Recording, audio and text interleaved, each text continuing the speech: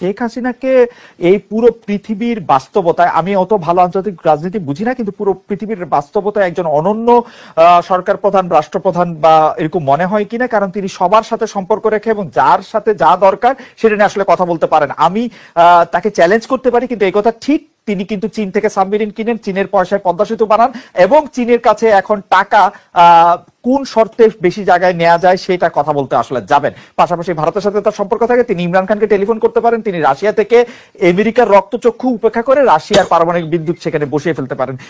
এই রকম দ্বন্দ্বমুখর এতগুলি দেশের সাথে একসাথে সম্পর্ক রাখা রাষ্ট্রনায়ক আমরা আসলে বর্তমান রাজনীতি পরিণতিতে খুব বেশি দেখি। ওরা এলডিসি থেকে উত্তরণের 2টা সূচকে কোয়ালিফাই করেছিল এবং আপনার সরকারও বা আপনিও আপনারা বৈঠক করে আপনারা ঠিক করলেন 2026 সালে আসলে এলডিসি থেকে উত্তরণ করবে। এটা কি আসলে প্রকারান্তরে আওয়ামী লীগ যে অর্থনীতিটাকে ঠিক পথে রেখেছিল, যদি আমি জাতীয় বা বেষ্টিক অর্থনীতির কথা বলি, এইটা প্রমাণ করে কিনা?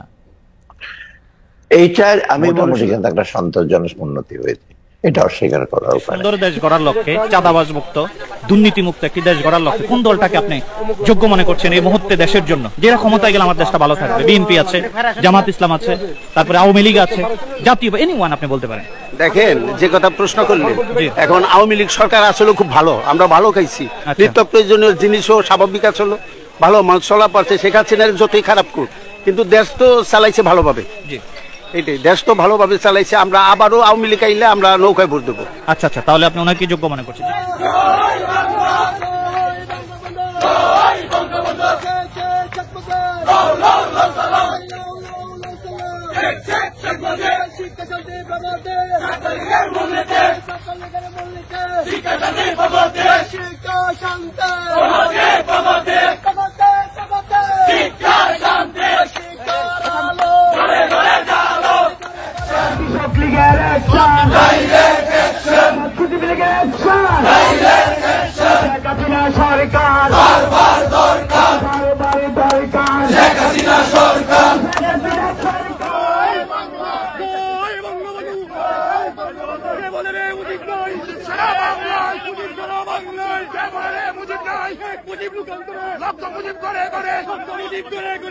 মুজিব লুকান্তরে